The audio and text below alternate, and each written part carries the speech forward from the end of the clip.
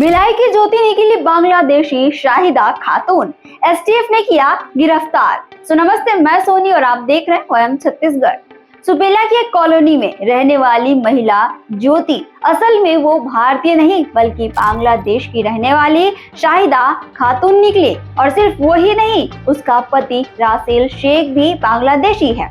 दोनों यहाँ सालों से फर्जी पहचान के सहारे रह रहे थे। दुर्ग पुलिस की स्पेशल टास्क फोर्स एसटीएफ को इन दोनों पर शक हुआ।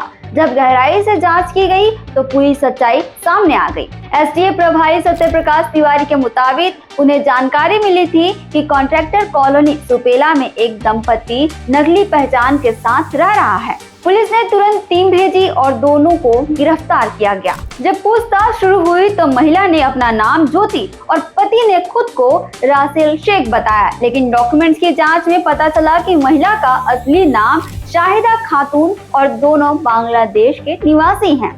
इन दोनों ने 2017 में पासपोर्ट और वीजा के जरिए भारत में एंट्री ली थी, लेकिन कुछ सालों में ही दोनों का वीजा एक्सपायर हो गया।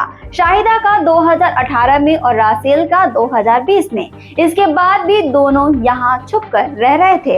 इतना ही नहीं, शाहिदा ने फर्जी नाम पर भारत में Aadhaar card, PAN card, voter ID और पासपोर्ट तक बनवा लिया था। ये दंपति भिलाई में काफी वक्त से रह रहा था। शाहिदा घरेलू काम करती थी और रासेल अलग अलग कंपनियों में मजदूरी करता था।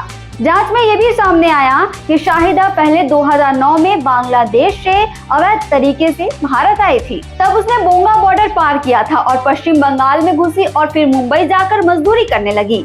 वहीं उसकी मुलाकात बांग्लादेशी युवक रासेल से हुई और दोनों ने एक दूसरे से शादी कर ली, नाम बदला और फिर भारत में बसने का प्लान भी बना लिया। 2017 में ये जोड़ी वीजा और पासपोर्ट के जरिए दोबारा भारत लौटी और लौटकर बांग्लादेश कभी नहीं गई। पुलिस को अब पता चला है कि रासेल दिल्ली में लूट के एक केस में भी आरोप रह चुका है। अब दोनों गिरफ्तार हो चुके हैं और जांच जारी है। साथ ही रूम मकान मालिक को भी पुलिस ने हिरासत में लिया है, क्योंकि उसने किराएदार का वेरिफिकेशन नहीं कराया था। इससे पहले एसटीएफ ने एक और बांग्लादेशी महिला को गिरफ्तार किया था, जो 2 साल से फर्जी नाम से रह रही थी। लगातार हो रही गिरफ्तारियां बताती है कि पुलिस अब ऐसे मामलों को लेकर पूरी तरह से अलर्ट है। छत्तीसगढ़ से जुड़े और अपडेट्स के लिए आप देखते रहें वयम छत्तीसगढ़।